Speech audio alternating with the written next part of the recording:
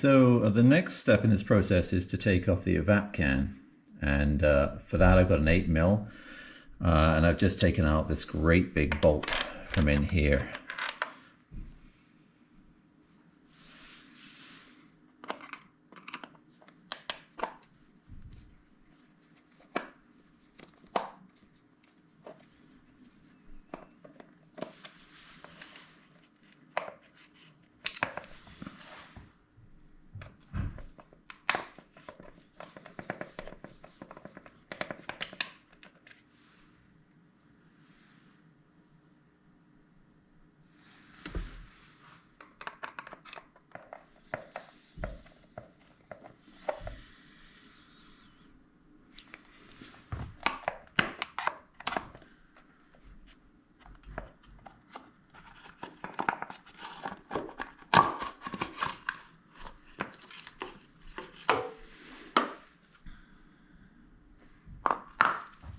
Now to get this piece off, you've got to go behind the rear master cylinder for the brakes. And hanging down here, you see the actual evap can. This is the cover. Just to get the cover off is a little fiddly, so I'll get on that right now. Okay, if you look carefully, the tip of this crescent wrench here, which is a 13mm, is right on the other attachment point right here. So you're going to need to ease off that 13mm there. I'm going to use the other end with a fully enclosed end there, and attempt to get that off. Once that's off, the plastic casing will come off, and then it's going to be a bit of a fiddle to figure out which of these pipes I leave on, which I leave off. There are plenty of articles about it, and I'll be doing that reading. Okay, before I carry on any further, what we're doing right now is taking the evap can off. Okay, I've got the housing off it, no problem, it's right down there. They were those 3 Phillips bolts I took out, Phillips head bolts, and a rather large 8mm hex head that went in there. I'll put that back in later.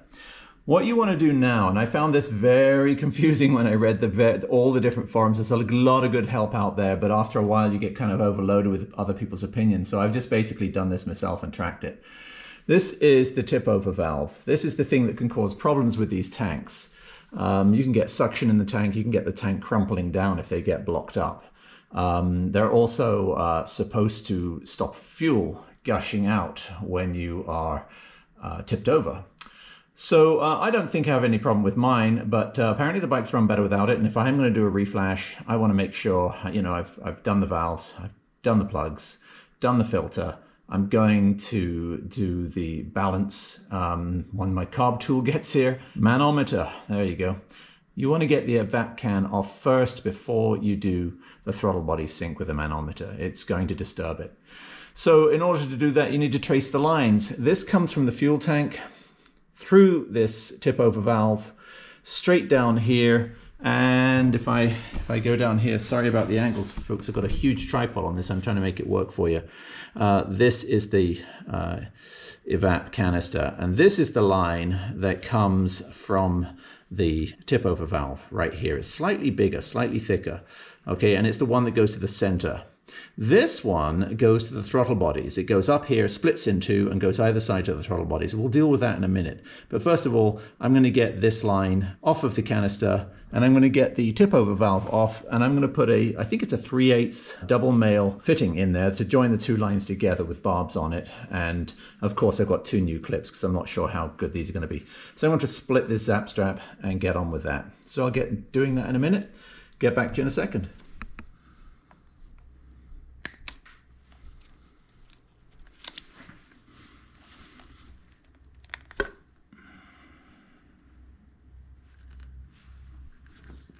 Okay, so having disconnected, so here, this is a double male, 1/4 barbed double ender, and I'm literally going to stick it in there, stick it in here, and join this together. This is the vent from the tank, and then I can disconnect it from the other end once I've done that.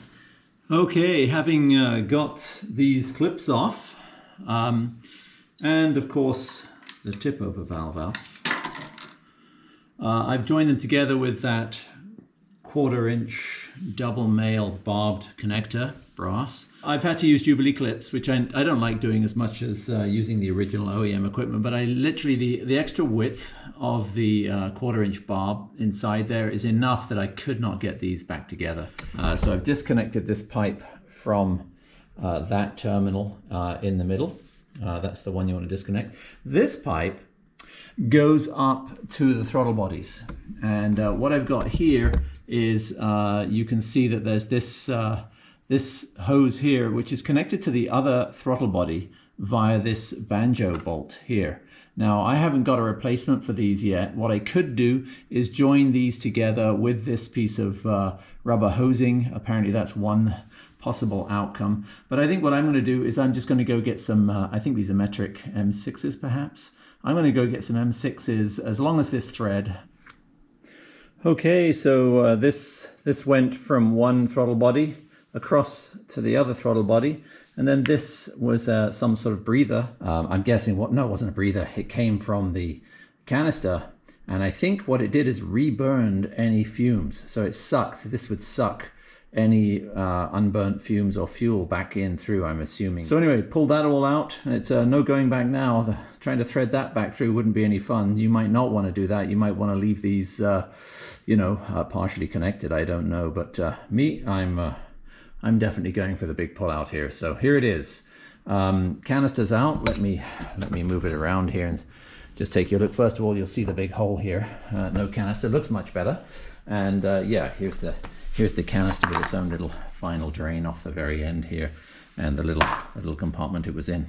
So the canister's done. All I have to do now is find some metric 6, I think they are, bolts that seal these up, and then I can attach my manometer whenever I want to the throttle bodies when it arrives, and I get this synced. And then the reflash. Okay, one more thing. Don't forget, once you've connected this line together, that's the drain from the tank. So if you were to overfill it, I think that's what it is. I don't think it's just fumes. I think the fume one is on the other side. It's just here, up here. I think this is the actual fuel drain, and so I have tied it off just under here, inside, coming down inside with the other wiring that Guzzi have done themselves, parallel with that, and then poking out here so that it's way offline with the back wheel. You don't want raw fuel spilling underneath your fuel on a dry day, let alone a wet day. You could find yourself all over the place and your precious Guzzi dented. Here are the other drains here. They're blocked off, and then there's actually right here, I don't know if you can see that, if there's enough light up there. That, I think, is the equalization for the tank. Okay guys, the next part of this procedure is we need to go for a ride. I have got to go out and get an M6 one thread to block up, to plug where the banjo bolts went in for the air feeds to the EV carbon canister.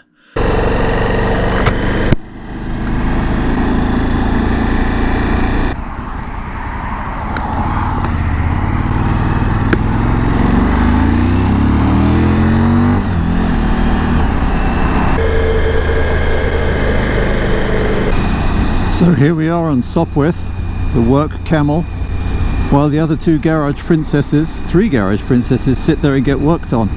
Actually, the Z900 doesn't need any work. It's just I did a few titivators to it the other day. I think it was in a video a few weeks ago. And of course the fork seals on the Husaberg, and now of course the Griso Tune-up and remap. So yeah, Old Faithful here just keeps on chugging, no love, just keeps on going. I think I did actually wax the chain the other day. That was it.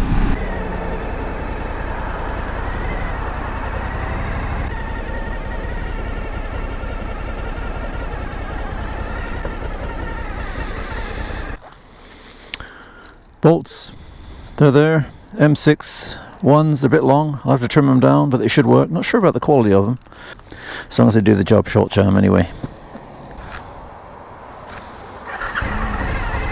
Okay, back we go. Let's see if we can trim those bolts and fit them.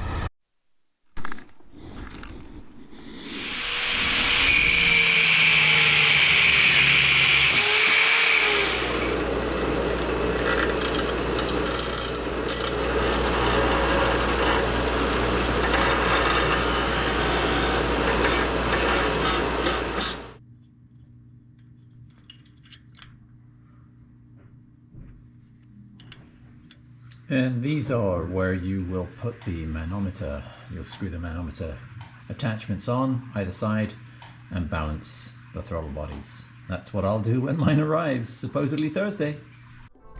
Once again, thanks for watching everyone. If this is the first time you've watched, please consider subscribing. I do product reviews, motorcycle reviews, off-road and on-road vlogs, as well as tours. Don't forget to follow me on social media, that's Instagram, Facebook and Twitter, and to like, and especially, I'm begging you here folks, subscribe. This is the Blue Mopple Rider, out.